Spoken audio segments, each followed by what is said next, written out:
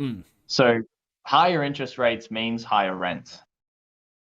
I I don't know if the landlord of the grandmother or if she owns the property but has a mortgage, if these like the banks have put up the interest rates on the variable as well as the fixed interest rates, Mm. and landlords have been putting up rents. So whatever her property situation, you can nearly guarantee that expenses have gone up for her. Yeah. There's a correlation between economic crisis and mental health issues in society. Mm. And we can we can see this is from a World Health Organization report. They say that an economic crisis will increase poverty, of course. Um, Although what poverty means is like often poverty means that you cannot get out of your poverty. Sorry, that's a little bit of a that references itself. Let me It say it just better. means that there's no way out. There's like you've got Yeah, some form of money problem, and you can't escape it without having a completely different set of circumstances. yeah, exactly. There's poverty as in having no money, and there's poverty as in having no opportunities. Mm. And when they say the economic crisis is increasing poverty, the loss of money is obvious, but the loss of opportunity, that's what matters. Yeah. Especially to young people who already have no money and they got no skills and no experience. The loss of opportunity is like, oh God, you got nothing after that. Yeah. And then the idea that that correlates with an increase in um, with negative mental health outcomes, obviously, Yeah. because if you've got nothing and no way out, what are your thoughts going to be? You're going to ingrain patterns of thinking which are going to do you a lot of harm in regards to like your mood and your mental state and your ability to think through problems. Mm. A lot of people even get to the point where after having no real opportunities and trying to pursue false opportunities that they were just desperately trying to grasp at, Mm. they begin to lose the ability to even identify an opportunity when it appears. They literally lose their ability to see anything other than the dark cloud that encompasses their existence. It's quite Mm, sad, and that's probably a key symptom of the person who's attacked Dave Chappelle. Probably why he said he's mentally ill. yeah, yeah. Um, so who's hit the hardest by an economic crisis? People who are already poor and households that are in high debt, Mm. especially with the economic crisis we're going into with rising interest rates means mortgages become more expensive, which means you've got to figure out a way to make more money. But Mm. it comes at a time where high interest rates means that essentially new opportunities, the rate at which the economy puts out new opportunities decreases Mm. because businesses stop taking on debt to expand. Things like that. Yeah. Nothing moves forward as quickly as it has been. Yep. So the higher the greater the economic crisis, the worse the mental health of the society. Mm. I feel that we're heading into an economic crisis because of the increasing interest rates. And I think we're doing that at a time when violent rhetoric is starting to really simmer and starting to boil. And this could be a little bit of we could go into a little bit of like a Gotham style existence. Yeah. Well, like we're setting up the parameters for if it's not managed well, it could definitely spiral into that kind of territory. Yeah. Here's a good example, too. This is one that we have a good bit of control over. Alcohol deaths increase when economies become unstable. Hmm. The instability creates anxiety, the anxiety turns people to drinking, and then the drinking impacts people's ability to be productive, to think straight, and you end up, I mean, like when there's a crisis and you got to be on your fucking A game to get things back together so that they can keep functioning, Hmm. you want to be sober. Like, Yeah. You don't want to be drunk You, and stumbling, you know. yeah, yeah, like you want to be mostly sober at least. Or have incentives to be sober instead of deciding that being drunk is the default.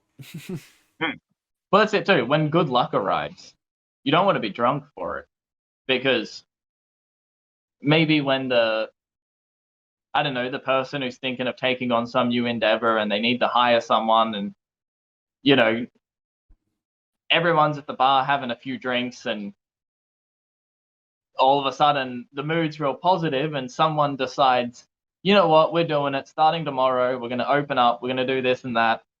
And you guys are all going to work for me. But then you're the guy off in the corner who's like fucking slumped over on the bar. And like, good luck was there and like you missed it. Like you don't want to be. I mean, this sort of stuff happens, Like Yeah, you just don't want to be super super drunk for when good luck arrives. especially during a crisis. Yeah. Or being drunk when the food wagon rocks up and the rations get given out, No Yeah, wonder oh, that they would be. die. Fatal. Um, okay, so the beginnings of the crisis. I really don't think that. If I'm like, guys, I think there's something wrong with the economy. I don't think that's going to be a shock to anyone at the moment. But Yeah. I do think we're in the beginnings, and I'll speak about some things. I spoke earlier about parallel economies, and I want to stress that this is in regards to goods and services. Mm. Like, what can you do that's useful? What can you create? What can you. Several cryptocurrencies are down massively at the moment. I don't count these as goods and services. They're an attempt to be currency, something Mm. that can be exchanged for goods and services, but I don't think they count as goods. Yeah. They're good for exchanging, Mm. but that's sort of what a currency is. It's not like if you have Bitcoin and nobody wants to swap you any money for it, you can't eat it or it's something like that. Like that's why when I talk about parallel economy, I focus on goods and services because that's something we can operate in that territory. It's physical. Um, You can't hypothetically you can't trade a Bitcoin for a damn dog. Well, maybe 6 months ago you could, but leading into disaster you might not be able to. It'll lose all its value. yeah, and I got no idea what Bitcoin will do, as well as the other cryptocurrencies. But we're at a point in time where a lot of them are down, and they're down quite substantial amounts. Mm. Some people were trading on leveraged accounts, meaning the fact that they've gone down a lot has taken all their money. This is very bad because going into a economy where opportunities are becoming rarer, you don't want to go into that having just lost all your money. But the current crashes of yesterday have sprinkled the economy with people who have lost all their money. And it sucks for the people. Mm. It's awful for them. They've lost it all. But then the businesses that these people frequent, they've now lost a customer for a while. Yeah. And stuff like that. Like it even if you weren't invested in Bitcoin, a bunch of people going bankrupt in your society, or not just Bitcoin, cryptos in general, even if you weren't invested in them, a bunch of people going bankrupt in your society isn't good for you. Yeah, less momentum, less goods being exchanged for cryptocurrency. So some people are saying that the crypto crash was big companies like Blackrock and Citigroup manipulating the market. These are just allegations. We don't know whether or not they did. Yeah. There's a lot of posts where people are saying, this and that happened, and they've got these full explanations as to how the market was manipulated. I don't know. Yeah, it's like good luck. It's like you have 5 potential options and 2 of them are good, but it's like it doesn't matter. Whatever it is, it Yeah. is. Other people are saying that the reason crypto crashed was because of bad economics. That point I made about, you can't eat a Bitcoin, can't I don't know, you can't do stuff with the currency except exchange it. They say that that's a flaw in the entire concept that means it will crash eventually. Yeah. And they essentially say that any currency that's not tethered to the value of a real good, a real commodity, is destined to crash. And then people will say, well, the dollar's not tethered to gold anymore. Is it destined to crash? And some people say yes, some people say no.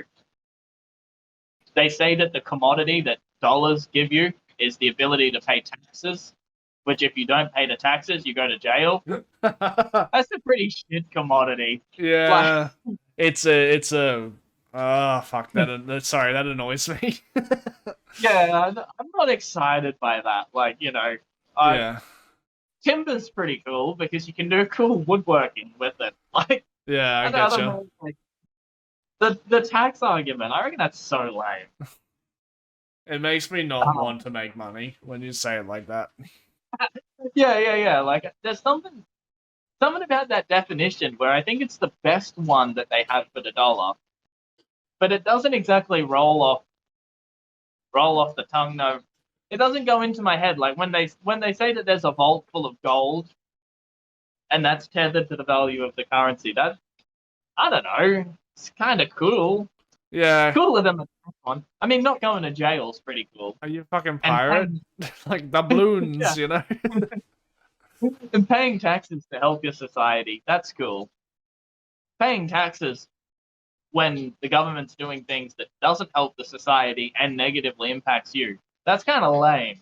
Yeah. And I think that will end up being the problem with the dollar being tied to taxes. Oh my god, so, okay. Yeah. Encouragement for the government. Keep up the good work. Don't do the bad work. This future's so weird. Anyway. There's two responses to the crypto market crashing. Some traders are posting memes. This one, Leonardo DiCaprio in Wolf of Wall Street, and it says, "I'm not fucking selling because I'm already down 99%. This one, it's the guys from that motorbike show. I forget it. He says, "Buy the dip," and the other guy says, "I already brought," and he says, "Then buy it again," and he says, "I don't know. It keeps dipping. Hard to read. I got a thumbnail for this one." And then he says, "Buy the dip," and the guy says, "I'm out of money." Something like that. And that's when it gets serious. I'm out of money. Jesus. There's a coin called Luna, and I know nothing about these coins, but apparently it was supposed to be what's called a stable coin. And a stable coin is supposed to be unable to fluctuate beyond a certain amount. I guess that's it. It sounds like a superannuation fucking thing. Yeah, I don't know. I'm not an expert on them, but this is what matters. Luna is down 92% in the past 24 hours. And some people had all their money tied to the value of this asset. That's actually sad, you know? That is actually really sad. This guy says, "Lost all my money. I had worked for 3 years. Literally wiped out." He's got some sort of anime picture as his profile picture, so I'm guessing he's a young guy. Said he's only worked for 3 years. Like, a true tragedy. Someone that would go and attack Dave Chappelle, you know? Well, you see it, you know? Yeah, you see the relationship. And it's this like... person says, "Oh, you go. I was going to say, and it's like you have a whole bunch of people that are running these trends and doing these things and having all their shit taken from them or having their family members attacked, and you're wondering why rhetoric like that is so easy to find, you know? Yeah. It's not justified. I'm not trying to justify it at all. I'm just saying that it's like we got to be careful.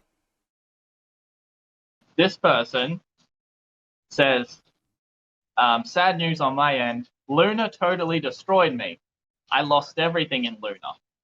I brought at I think he's saying he brought $70,000 worth.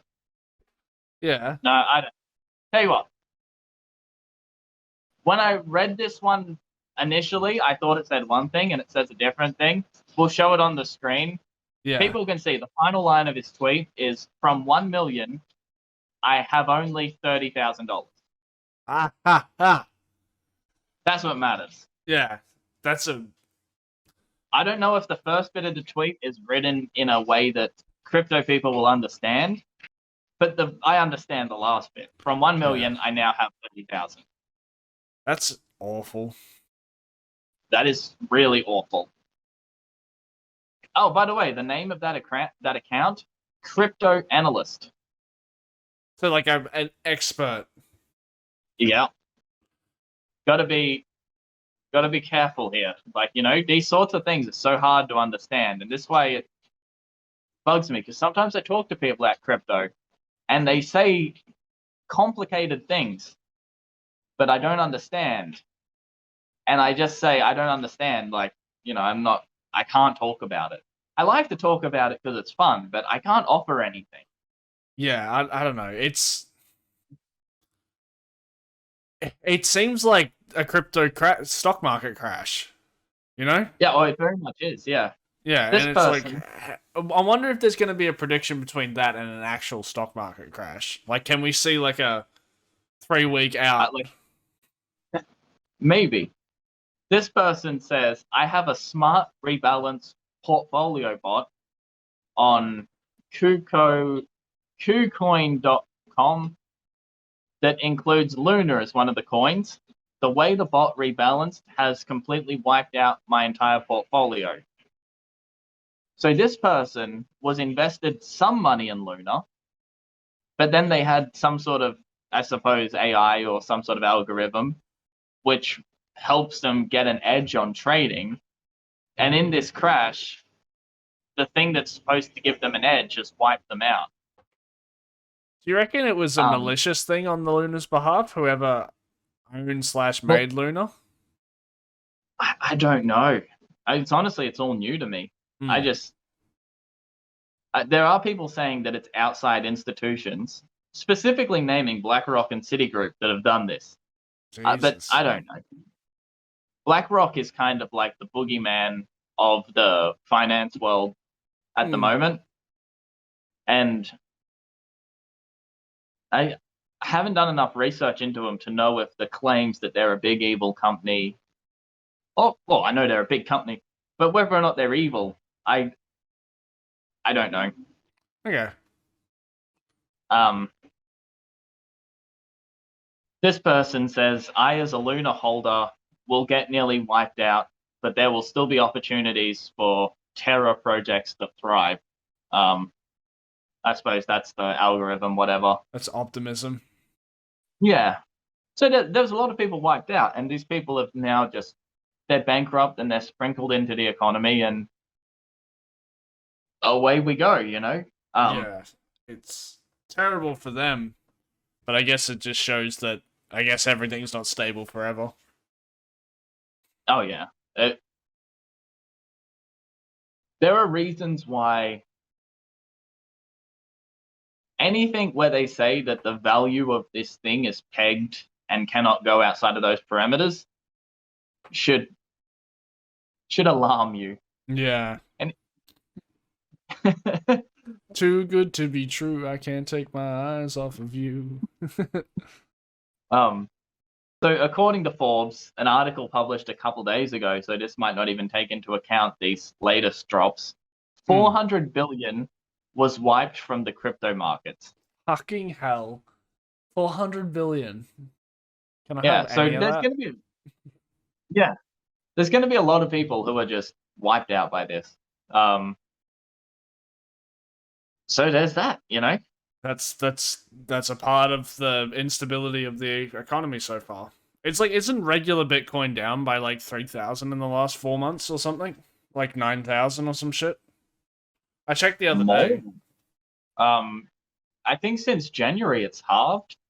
Jesus. So, and the Bitcoin people say this has happened before, and that this always happens before it goes up. substantially, Mm. and you'll make back everything that you lost plus more. So you should be buying now. And then that makes you wonder, well, does that hold true forever? It's a hype train. That's what it sounds like. Yeah, I'm not going to buy Bitcoin. Yeah. Moving forward, Jesus. a bunch of tech stocks are down. Will, Yeah. you hinted at it before? You grabbed the next point early. Um, both Facebook and Uber stand out to me. I think they're both down 50% since the start of the year. I don't know if that's right, but I don't really care. Yeah. They're down. Yeah. The point is that if you brought Facebook at the start of the year, hoping to make a quick buck, you were wrong. Same with Uber. Which maybe you could have made an argument for Uber saying that with the economies opening back up, people traveling more, tourists back on the ground, this is going to be good for Uber and there's going to be more rides. And without looking at the valuation of the company, because I haven't done it, you could have told a story that Uber is a good investment. Yeah. And you could have told that story, but it ended up being completely not true. It's dropped 50%. Maybe in the long run, they're going to do well. We don't know. But the reason why Facebook and Uber stand out of all the stocks that have dropped, Facebook tried to create the metaverse, a virtual reality where they control everything in response to, let's say, the crisis of the pandemic. They had it planned before the pandemic, but these things have become woven together. It's like as we're all forced to stay inside, Facebook tried to give us an alternative to being inside, which was to be able to travel in their metaverse, a place where even in a world where you're locked down, you can have freedom. A really cool idea. It just, it's also a virtual reality thing, and that's got its own problems. Problem is it was already done. VR chat Oh, is yeah. like massive, so I don't understand what they were doing. It's also like the fun thing about virtual reality is that you don't have to obey the rules of reality. And if you're chasing fun where you don't obey the rules of reality, you've got video games. And I don't know, I can already contact real people I want to contact. Video games is fun because I can play video games, and then there's communal video games, and I don't know. The metaverse to me always had problems. Yeah, it's kind of weird. The idea that you would have a virtual meeting room where you sat with your coworkers and had a meeting about the company. Zoom. Yeah. Well, there was alternatives to that, and I always thought that was such a ridiculous thing to do. It is the kind of thing you'd have to pay people to do, because that's the kind of thing that corporate people think that employees are going to love, but employees do it because they're paid to do it. Yeah, it's very strange. The Facebook currency, they have their own sort of cryptocurrency built into it. It's called Sand, and it allows you to buy land in the metaverse and all that.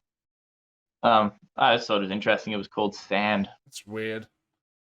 I don't know. It's all really very.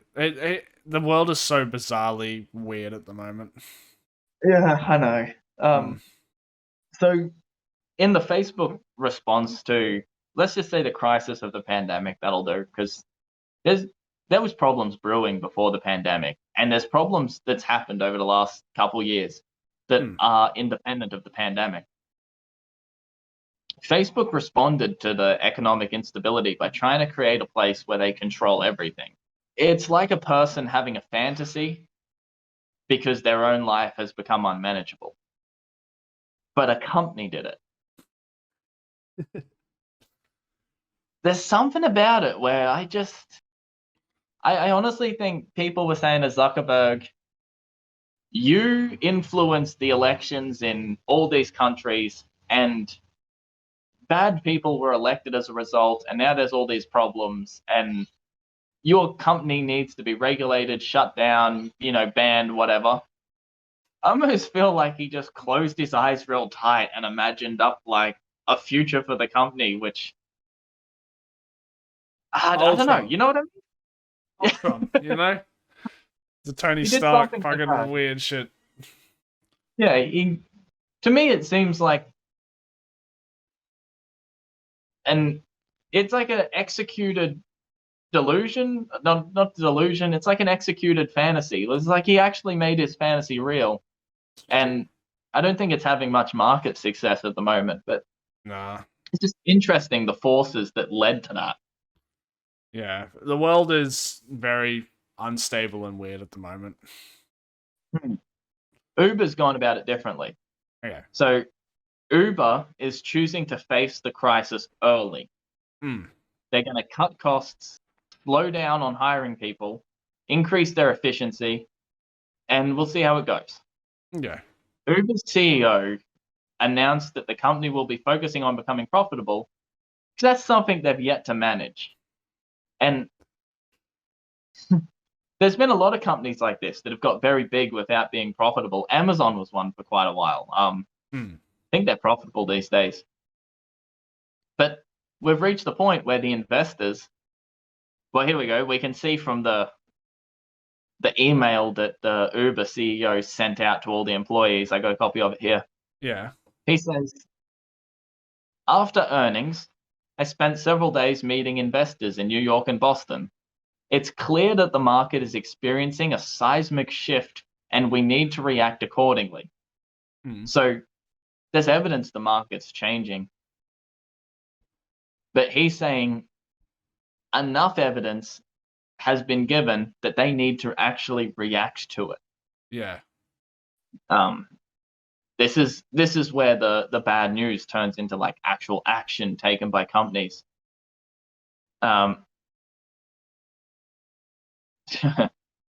Basically what he says is we need to show them the money, the investors. Uber needs to start making money.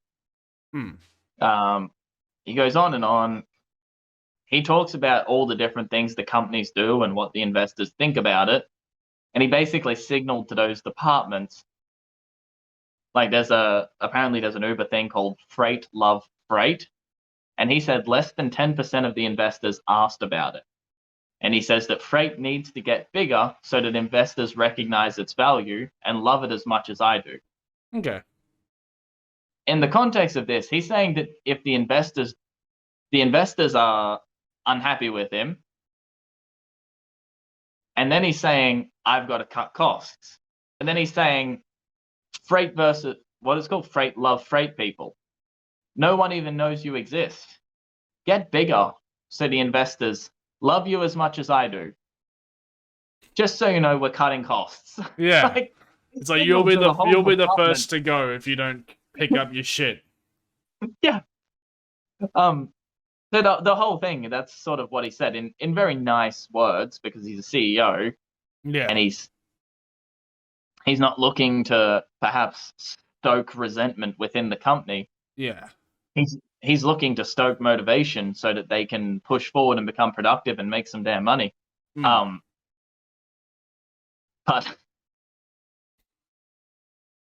he's basically letting the employees know, basically, who we have now is who we're going to have, but in the future, we're going to have less of you. This reminds me of the movie where Alec Baldwin does the Glengarry Ross speech, where he says, always be closing.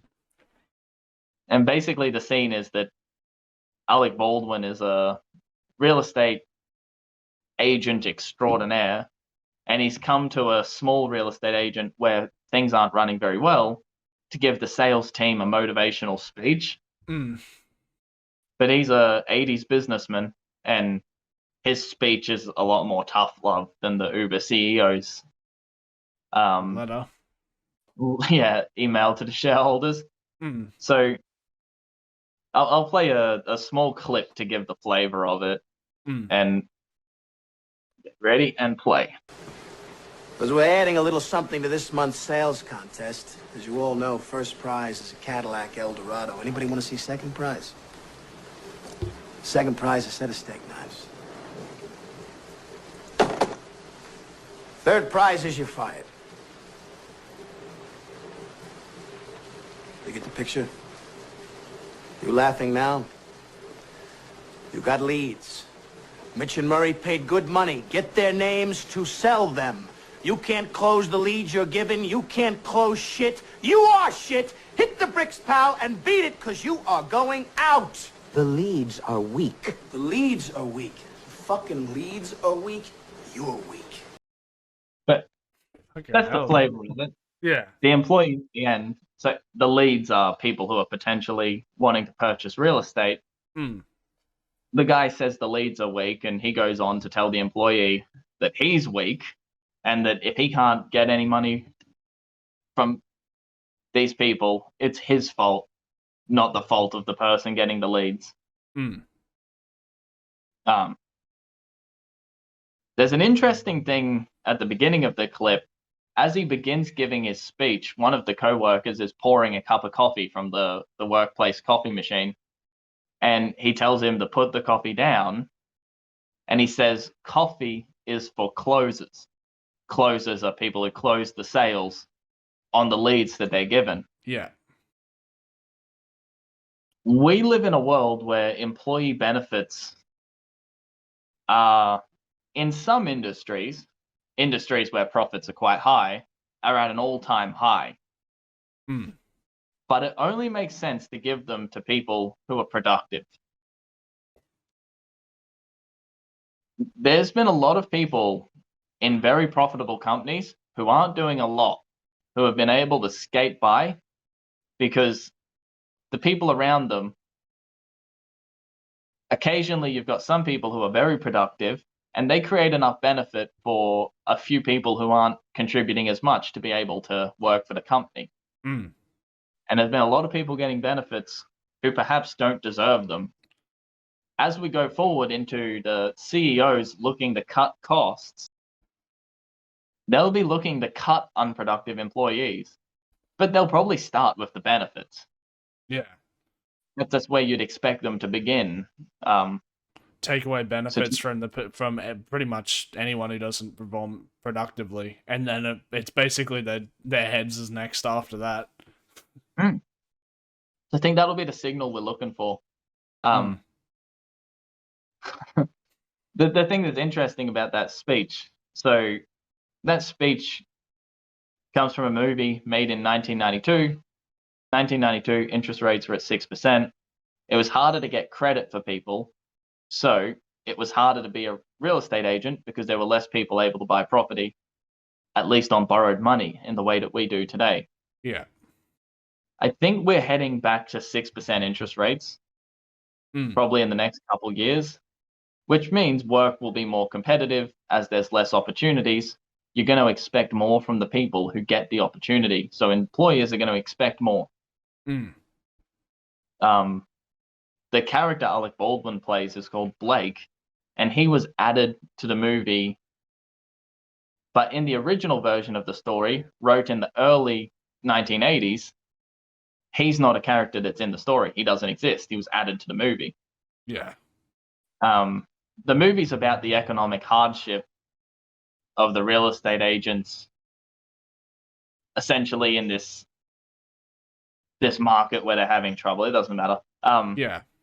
But in the early 1980s, when the story was written, interest rates were at 13%. So between when the story was written and when it was made into a movie, interest rates had halved. The economy was maybe doing a little better. And we had these people like Alec Baldwin's character called Blake, who had survived the tough times, come out of it very rich. And basically they were saying that the economy's become easier to operate in. If you're not succeeding, it's your fault. What we're going to see is a little bit of the reverse. It's going to get more difficult to operate in the economy. We might see some people, we'll always see people blaming the economy for the hardships that people face. But employers are going to expect more from the employees. So we got to be ready for this. We got to expect this. Especially if you're thinking maybe it's time to change jobs or something because your employer cuts benefits, and then turns out it's happened everywhere. Yeah, I get you. You don't want to be like, you don't want to time a job swap wrong, and you're probably not going to want to jump into any unemployment in the future. Not with incredible debts on the horizon, or the fact that all your money that's invested in fucking crypto coins are just never going to exist anymore. Oh yeah. Hmm. So it's going to get tougher for businesses to operate as interest rates go up, because it becomes harder to finance new operations. It's also the case that interest rates going up, mortgages, the repayments increase, people have less income to spend, less disposable income. It's going to be harder for businesses to make money, as it's harder to chase opportunities. It's going to be a little bit of a tightening in both less customers as well as money being harder to come by in the terms of borrowing it. This creates a... Yeah, oh, you go. I was going to say things are going to become not only unstable, but it's going to become even harder to get opportunities as well. Yeah, and that's what I was saying before. Make sure to get some skills that you can use to provide for yourself in some ways, as well as things that you're really good at. Like, just something that you're really, really good at, that you don't just do, that you're actually really good at. Because when there's less opportunities to go around, you want to be able to outperform your competitors. Yeah. And the economy itself, it kind of goes in a cycle. It goes, things kind of boom, things kind of bust. Things boom, things bust. And the stock market does the same thing. Sometimes not at the same time as the economy, which is very funny. But it's just the way that people kind of go. Like, things go well, people become more confident. They try something riskier. If it goes well, they become more confident. They try something riskier. They start to take advantage of all the good opportunities. And they start trying to take advantage of the opportunities that are a little harder to execute. And then things start to go poorly. The risks don't pay off. People become less confident. And then there's a cycle of decreased confidence with failed investment. It puts people in a state of mind where they don't want to try new things, don't want to take advantage of new opportunities. This is not just people, but companies, stuff like that, businesses. And then eventually there's so many opportunities just waiting for someone to take advantage of them that people start saying, all right, I'll take advantage of that. And then it goes well. And then they gain a bit of confidence, and, so on. The cycle repeats. It's up, it's down, it's up, it's down. And partly it's because we're constantly adding new technology and we're finding new ways to do things. And sometimes what's presented as an opportunity, it's not clear that it will work, but because the technology's changed slightly, all of a sudden something that was impossible 5 years ago is now possible. And, this creates these... Yeah. This creates this business cycle of up and down, up and down. It trends upwards because we do gain the ability to do new things as we go. But more efficiently too. Even old ways become way more efficient. Like, farmers end up becoming warehouses full of chickens. Chickens end up going to fast food places. We all get to eat. Yeah, effectively. So the economic cycle, we're in it. I have a feeling we're beginning to be in a bust rather than a boom. We'll just be ready for it. Don't make risky crypto investments unless you're 100%. Yeah. It's like, you got to be sure, and you got to be ready to deal with whatever the consequences are if you lose your money. Especially with not having a house paid off if you're just invested in crypto. It's like you might even be homeless come round, Yeah. And then you find yourself attacking Dave Chappelle. Yeah. And your grandma doesn't live in a house either. It's awful. Yeah. It's awful. So, the politics. This is where the economic up and down, we could almost live with it if it wasn't for the politics adding in another variable. As it gets tougher for businesses to operate and for people to thrive in their general day-to-day lives, politicians offer solutions. And they essentially change the rules of the game midway through. And it's often the case that when they change the rules, it creates these unexpected situations, which good for some people, typically bad for more people than it's good for. Mm. So, article by the ABC, the Labour leader, Anthony Albanese, he backs a minimum wage increase in line with inflation of 5%. This makes sense for the businesses that are posting record profits. This doesn't make sense for the businesses that are currently struggling. Mm. If you work in a minimum wage job in an industry that's profitable and doing well, great news. 5% increase in your minimum pay coming on the horizon. Good news for you. If you are exceptional and paid minimum wage, you probably could have got the 5% if you negotiated for it. And there's ways to do that. But sometimes it's the case that exceptional people who aren't doing well should be paid more. And they should, probably let someone know that. And maybe it would be accepted. Mm. But for the people who aren't exceptional, they're getting the 5% pay increase as well. And if there's enough people who aren't exceptional in a business to counteract the increases in productivity and profitability generated by the exceptional people, the business is going to do poorly as a result of the 5% pay increase. Mm. And it's likely the case that for the sake of fairness, everyone's going to receive an across the board 5% hour cut to make up for the 5% increase in wages. Yeah. The people who can't get their work done on less hours will probably get even less hours as the work will be given to productive people. Yeah.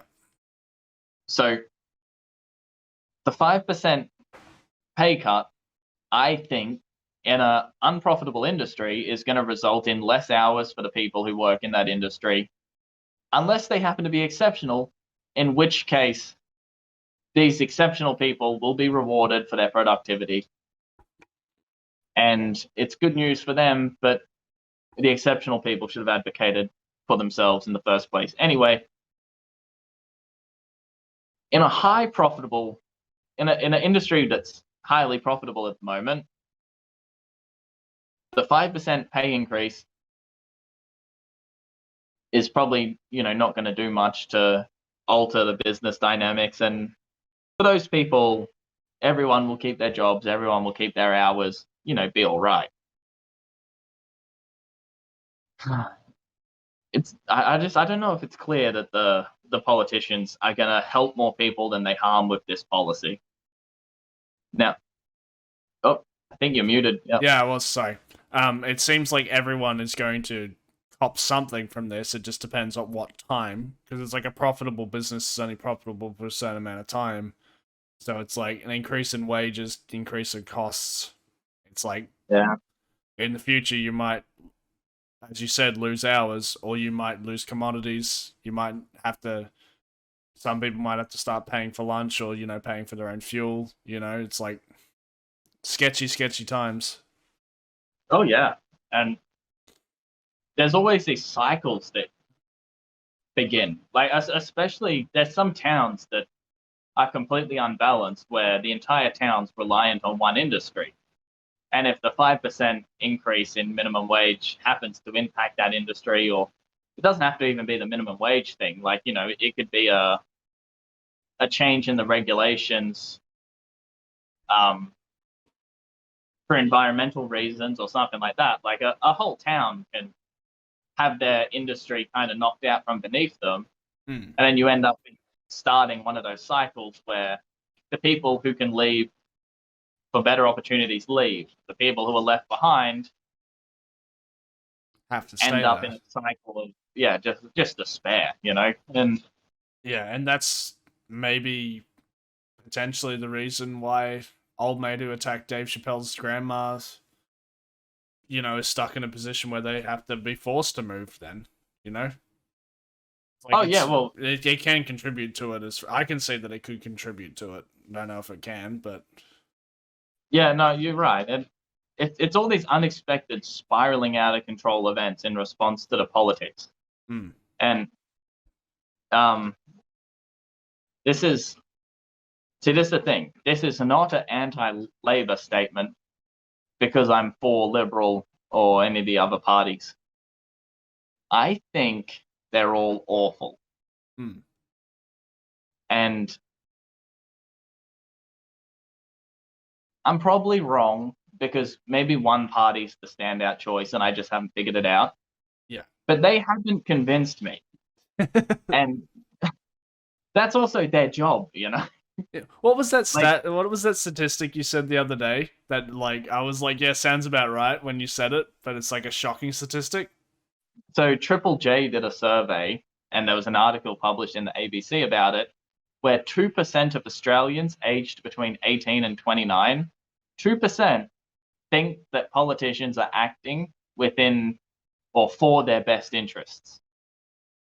So 2% of Australians believe politicians are acting for their best interest. Everyone else believes politicians are actively acting in ways that aren't in line with their best interests, Hmm. potentially even to harm them, so that the politicians themselves can win elected and continue to get paid off the taxpayer money. Jesus. It's 98% of 18 to 29-year-olds. This level of God, this level of loss of faith in the government leads to one thing, and it's fascism. Hmm. And that's what's coming. Like, so fascism, a political philosophy, movement, or regime that exalts nation and often race above the individual, and that stands for a centralized autocratic government headed by a dictatorial leader, involves severe economic and social regimentation and forcible suppression of opposition. And that definition has the race stuff woven into it because of what happened in the 20th century. Yeah. In the 20th century, fascism, we'll tell you what, let's lay out two things here. Yeah. It's hard to help the poorest members of society. Hmm. It's legitimately hard. It's easy to help the rich members of society Hmm. because you just have them pay less taxes. You can help them. They're already helping themselves. The government is, it's surviving by taking the people who are generating wealth for themselves. They've taken parts of their money. Hmm. Very easy to help the rich people. You just stop taxing them as much. Helping the poorest members, that's where it's very, very hard. So governments have tended to do two things at the point where they give up, because eventually the government has such poor levels of success helping the poorest members of society that they just sort of give up on it. Hmm. In the same way we lose faith in the government loses faith in the society. Yeah. So, and I have a feeling the fact that we're at 98% level of disapproval of the government within 18 to 29-year-olds probably means that the government's at about 98% disapproval of 18 to 29-year-olds as well. Yeah. So the government can choose to do two things: harm the rich, level the playing field. Make the poor people feel better by making the rich people poor. It's a strategy that works. It gets you votes. Because usually the poor outnumber the rich. Yeah. And in this one, the fascists present the rich as being evil and oppressors. Hmm. Or you harm the poor by calling them subhuman. You say that they're evil and subhuman, and basically you just round them up and do away with them. It's awful, but this is what's happened, Yeah. This is what people have tried in the past. Oh, people have succeeded at it. So it's scary what governments are capable of once they I just The future could be horrible. Let's oh hope it's yeah, not. But the right politician is gonna have a big effect. So let's talk about what was once considered the right type of person. I don't think you meant to say it now, and that's Alexander the Great. hmm, So in the histories of Alexander the Great, Alexander is a brutal character, but he is also fair. hmm, There's a lot of death and violence in his story, but there's a fairness to it. And he aims to unify all the nations of the world. yeah. Many nations accept that he is above them just because of his might, Hmm, and they just submit. And they start feeding resources into his empire as well as volunteering soldiers and stuff like that. hmm, And those that oppose him, he conquers into submission. But he has a type of grief when he's conquering. hmm, Like he offers a, I'm here to take control, submit, and we'll make a good deal that's going to be beneficial to both of us. He puts that on the table first. And times when he's rejected and it goes all the way to conflict, it's brutal, it's savage, and they win through force, hmm, but he's never thrilled with it, and it's never his first option. yeah.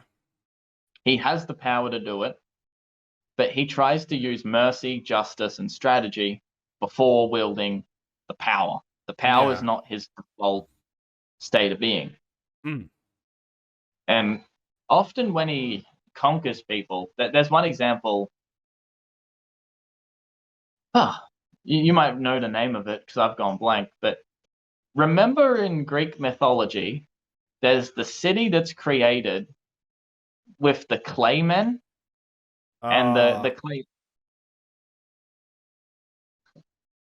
You remember this? the only thing that Well, comes to mind is the Athens, but I don't think that's right. yeah, I don't know. But anyway, Yeah. he destroys that city, and the people of the city basically, he rocks up and he says, "I'm here, submit," Yeah. and they say, "Do you know who we are? We're a Greek city, one of the finest Greek cities. We have such a long heritage of being ingrained in this country, all the way back to when the gods themselves, formed the creation of our city. Hmm. The one where there was music and it helped create the walls. That's the in the mythology. Hmm. Which music that builds is probably one of the greatest symbolic representations of a good place that Yeah. you could have. And they say to Alexander the Great, like, basically, we are such an ingrained part of Greece that to destroy our city would be, so blasphemous that you would be punished for all eternity and blah, blah, blah. I don't know what they say. They go on a big rant. But Yeah. he comes back at them and he says, if you're part of this country, why aren't you doing more for the country? You've turned your back on the country in favor of yourselves. Now I'm here and I'm going to destroy you because you call yourselves part of the country, but you're just only for yourselves. And he destroys the city. Hmm. This is a message that resonates with a lot of people. People who claim to be an ingrained part of a nation who actually kind of leech off of it in a way, Hmm. who aren't doing their fair share. These are the kinds of people that Alexander the Great conquers. He gets them into alignment so that everything's functioning. And he's basically, I think, what we would call today an authoritarian in some respects. And he really just bends the country to his will. Hmm. But perhaps his will was, it's not a clean definition of good, but something like better than what was already there. Yeah. It's like he probably had the influence of hundreds and thousands of people because what he was doing seemed to be right enough to be able to justify people going and causing barbaric acts, which is the same thing with all People wars. followed him, yeah. Yeah, so it's like it And seems to be a common thing. there's a thing in the story where like the savageness of the way he acts is woven into the story, Hmm. but there's also another thread. His empire doesn't last beyond him. Hmm. So it's almost like the story is putting forward something like, this is how a man could unite the world, but it wouldn't last. Yeah. That's the story. Hmm. So the savageness in it maybe is presented. I mean, I don't know, it's not clear because it's a very good text and it's very rich, so it's hard to say this meant that and all this sort of stuff. But Hmm. they're not presenting his actions as being perfect. Which is fine because situations and circumstances change over time. So it's like, regardless of if he's the perfect ruler for that time period, it'll change anyway. Mm. And that's And just a testament of existence. there's a thing with someone more like a Hitler character, where his attempt to unite the world, I mean, it didn't even last. It didn't even last his lifetime. It ended his lifetime, and it was much more of a philosophy built on hate. And I don't think Alexander has hate at his core. He definitely has like this very, very keen desire to unite everything. Yeah. Something that somebody who wanted to attack the middlemen in the economy that the Jewish people were filling the role of. Something that somebody who equates them as being subhuman. There's two types of people who step forward and say, I'm going to unite the world. And at the core of them, sometimes it's hate. Mm. And whether we'll get an Alexander the Great who has good intentions and manages to unite things for a time, come forward out of this 98% level of disapproval, or we get someone who's got a core of hate who comes forward and says, well, it's the poor people or it's the rich people, and manages to turn the world to savagery and violence at a time when violent rhetoric is, it's accelerating. We got to look at the leaders that come forward over the next 4, 8, 12 years, because we've kind of set the stage for one very powerful person and to seize control of the government and start doing something very unlike what the government's currently doing, because what the government's currently doing is not approved of. Mm. Now, there is an example of a Alexander the Great style effort that's been made in the modern world, and that's whoever it is, whether it's one big brains of the operation or a small team of people, whoever's responsible for the MCU, the Marvel Cinematic Universe, they get it. This has been a superhuman effort. Yeah. Now, they've united a fictional universe, but they've done it in our world. Mm. And this is the thing that's insane. The MCU has got this far, and it hasn't descended into chaos. There's been no major leaks. There's been few actor changes. Like, the story's consistent. It's one giant narrative. And even movies outside the original scope of the MCU, like the X-Men, Spider-Man, Venom, have all been dragged in and integrated. Yeah. This is an unreal effort of organization, and it seems, it almost seems natural in a way that this would have. It's not natural at all. This is beyond anything. This is amazing. We need someone who does that with society. And when the person comes forward, like the person who's able to do that, they're probably going to be, I don't know, we're going to know them when we see them. Things will be weird and different when they come, Yeah, be on the lookout, because they're coming. And if you look at the DC franchise, that's still an amazing effort, but look at how it's gone. Yeah. Like, yeah, The sheer amount of movies between the two companies, yeah. Remember when I said earlier about the composter, and you can get stuff to decompose and turn the soil, but you can do it slowly, or you can do it so well that it begins steaming and it accelerates. Mm. The MCU is like the equivalent of that. Like, it's like it's almost like a well packed campfire before you light it, where everything's in place, and then once the spark hits, it just takes off of its own accord. Mm.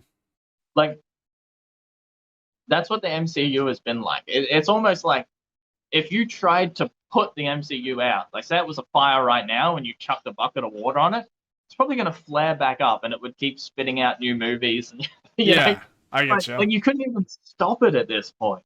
Mm. We're waiting for the political version. We're waiting for the political version of that. Yeah. There's going to be something like that comes forward, which encompasses all of us, and we'll all be dragged into one big story. And we just want to make sure that the person who directs that is somebody. Person. Yeah. I get you. And is able to navigate the instability that's coming. Mm. I think there's only one last thing I wanted to talk about. Yeah. And that was there's a poem by William Butler Yeats. Mm.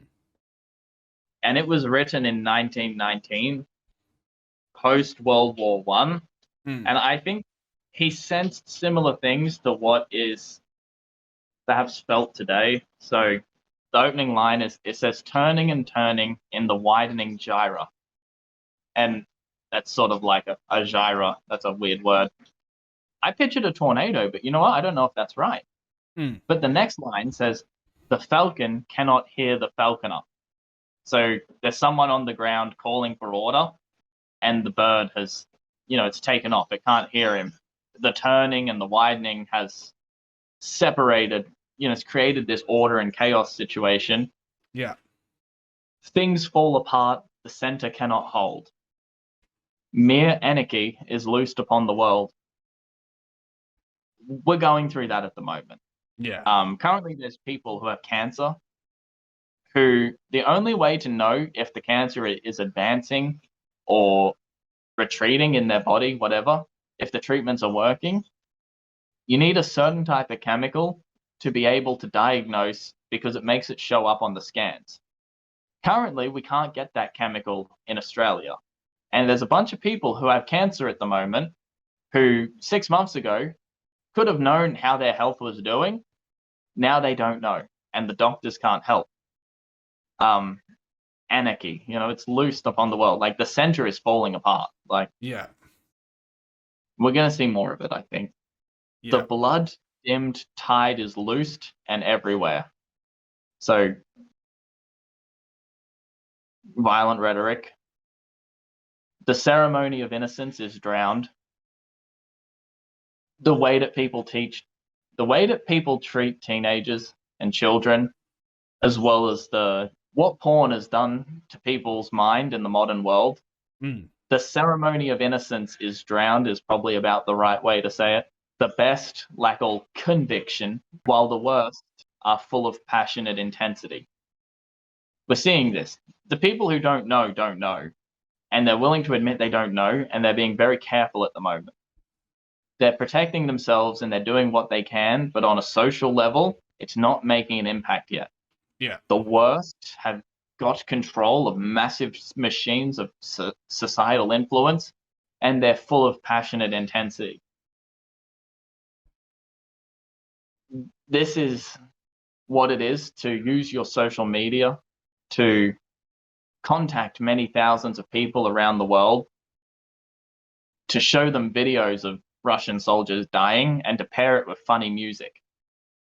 This is the worst.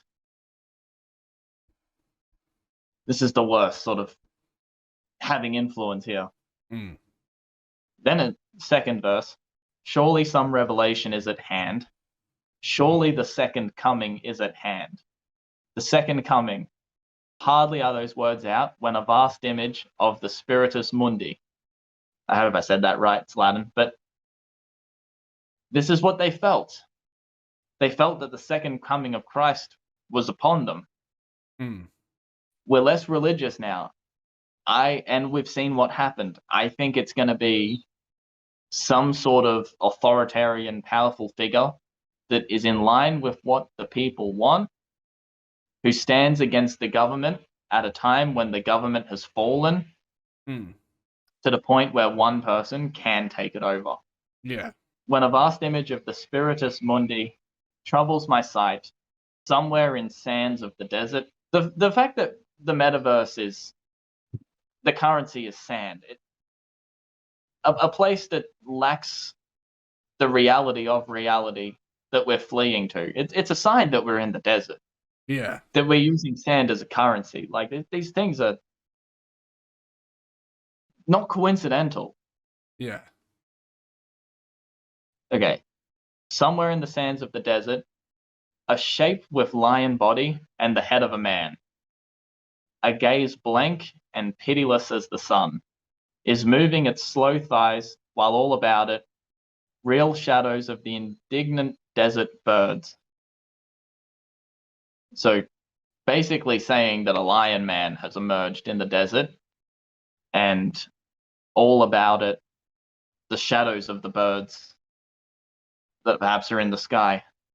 I don't know, there's a connection being made. It's hard to interpret as I read, but the darkness drops again, but now I know that 20 centuries of stony sleep were vexed to nightmare by a rocking cradle. And what rough beast, its hour come round at last, slouches towards Bethlehem to be born. There's something in the minds of people, something's coming. Yeah. Now Yeats got that it was a beast. Caught it before it happened in a way. This is, and I think we're in that situation again. This is prior to World War II, right? Prior to World War II, yes. Yeah, so this is kind of like these are the signs of something coming. Yep. And I think we're in them again. Yeah. This level of disapproval with the government, in a time when things are about to get difficult and violent rhetoric is on the rise, it only calls forward. Every movement has a leader. I don't know what leader we're calling forward, but it's someone. Yeah, someone's coming. Well, it'll be interesting to hear how it develops over the next couple months. Yeah, who knows? Dude, that I was gonna focus on my composting. Dude, that was a hell of a multi-parted episode there. A lot of good points there. Yeah, I know. The thing I want to make clear, it's all connected. It's weird that you found a poem that weaves it all together. Not a poem, but it seemed like a thing that's relevant to a time period where things went chaotic, and it all kind of sinks in. Well, I was fortunate enough that I already knew the poem. And it wasn't until this morning when I was finishing up the notes that I just sort of was able to just tack it on the end there. But yeah, it's really all the things are connected. We got to start being a little bit more deliberate with how we read the media, because Dave Chappelle getting attacked it's very funny because people are pairing it with the attack of Chris Rock, which, yes, it makes sense to pair those things together, but not enough people are pairing it with the rise of interest rates for the chaos to be met with an ordered response, Yeah, there's not really much insight there. It's like everyone's like, oh, bad famous people get attacked all the time, and it's like, well, why is there a reason that they're getting attacked, Yeah, and it's loose connections at the moment because it's it's like a tidal wave that's starting to surge. It's crazy. I mean, it's not that loose of a connection because the guy said what he was doing, said why he did it. And it's like people just aren't seeing the background there. It's like the loose connection there isn't him. It's the perception of the media. You know. Yeah, 100%. All right. Did you want to wrap up this chapter of the podcast? Not even sure how I would. just I don't know. Stay practical. Yeah, stay practical, get useful, and be ready for something crazy to happen. But we'll see. It's been us. We'll see. It's been us from the Recreate Meaning podcast. I'm not sure how many parts this is going to be chopped up into, but it's been one hell of a ride today, and I hope you guys all enjoyed it. Thank you, Aaron, for bringing forth one of the best bridging of notes that I've ever seen in my entire life. Well, that's what happens when I spend 2 days on the notes. Tune in next week to see the 7-day note. Yeah. 7 days of notes. Thank you all, and like and subscribe if you enjoyed it. Bye.